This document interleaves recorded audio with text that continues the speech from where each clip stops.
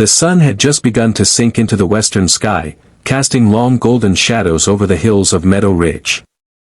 In the quiet village tucked between the fields and forest, lived a young farmer named Eli Granger. Eli wasn't the type of man people noticed much. He was humble, hard-working, and content with the simple rhythms of his daily life. Tending his sheep, tilling the land, and mending fences filled his days. Life was predictable, peaceful, and terribly lonely. Eli had no family left, his parents having passed years before in a car accident. His only companion was an old dog named Toby, who followed him faithfully wherever he went. Though the village was kind, Eli often kept to himself. He'd long given up on the idea of finding someone to share his life with. After all, what would a woman want with a man who spent his days covered in dust and sheep wool? But fate has a funny way of showing up when you least expect it. One evening, as Eli was checking on a broken fence near the edge of the ridge, he heard something strange, a faint voice carried by the wind. At first, he thought it was just the rustling trees or maybe a bird. But then he heard it again, a desperate, trembling cry for help. Without hesitation, Eli climbed over the fence and cautiously moved toward the cliff's edge. The soil was loose, the drop steep and jagged. His heart nearly stopped when he saw her. Clinging to a thin, gnarled tree jutting out from the side of the cliff was a young woman in a torn white dress. Her hair was tangled, her hands bloodied, her face streaked with tears and dirt. "Please," she cried, her voice cracking. "I can't hold on much longer." Eli dropped to his knees and crawled to the edge. "Hang on. I've got you." He reached down as far as he could, lying flat on his stomach, straining every muscle in his body. Their fingers touched. With a final pull and a grunt of effort, Eli managed to drag her up onto the grass. She collapsed in his arms, trembling uncontrollably. For a moment, neither of them spoke. The only sound was the wind and their heavy breathing. "Are you okay?" Eli asked gently. She looked up at him with wide, stunned eyes. I think so. You saved me." He nodded, helping her sit up. "What happened? How did you end up down there?" The woman tried to stand but winced in pain. Her ankle was swollen. "I was running, from someone. They were trying to hurt me." Eli's brow furrowed. "Who?" She hesitated, then whispered, "My fiancée."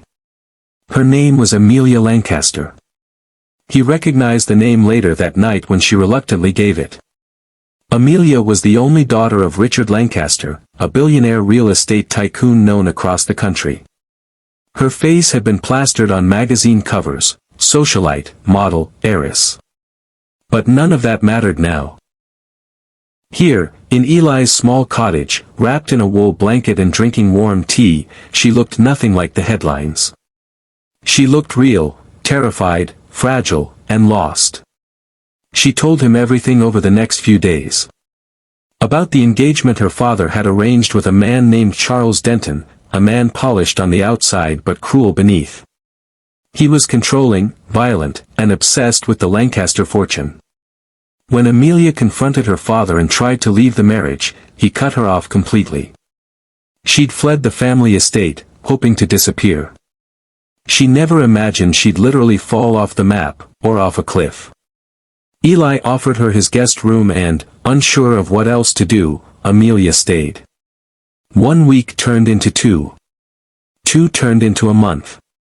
In that time, something unexpected happened. Eli showed her how to live differently, how to plant vegetables, feed chickens, patch up barns. And Amelia, despite her broken background, threw herself into the work. She learned to wake with the sunrise, laugh at muddy boots, and find peace in the quiet hills. They talked over dinners, shared stories by the fireplace, and laughed more than either of them had in years. Slowly, cautiously, a bond formed. But it wasn't without struggle. One night, Eli walked into the barn to find Amelia crying quietly. "I don't belong here," she said, her voice small. "I'm just pretending." This isn't my world. Eli knelt beside her. You don't have to belong anywhere but where you feel safe. She looked up at him, her eyes brimming with tears. You make me feel safe. Things changed when the media found her. A drone flew over the farm one afternoon. Then came the reporters, helicopters, and flashing cameras. Eli and Amelia watched helplessly as news vans lined the country roads. Her father had offered a reward for her return. Charles Denton issued a public statement claiming concern. Lies filled the news feeds, painting Amelia as unstable, even dangerous. Amelia stood in the kitchen the night they came, hands clenched into fists. They'll take me back. I know they will. They'll twist it all. I'll be trapped again. No, Eli said. You're not going back. Not like that. He made some calls.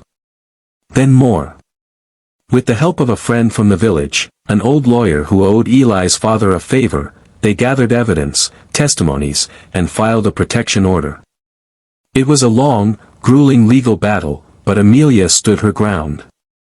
With Eli beside her, she faced the cameras, the courts, and her past. When the dust settled, Charles Denton was exposed for his abuse. Amelia's father, humiliated by the media storm, finally backed off. Amelia chose to give up her inheritance, her last name, and walked away from the Lancaster Empire.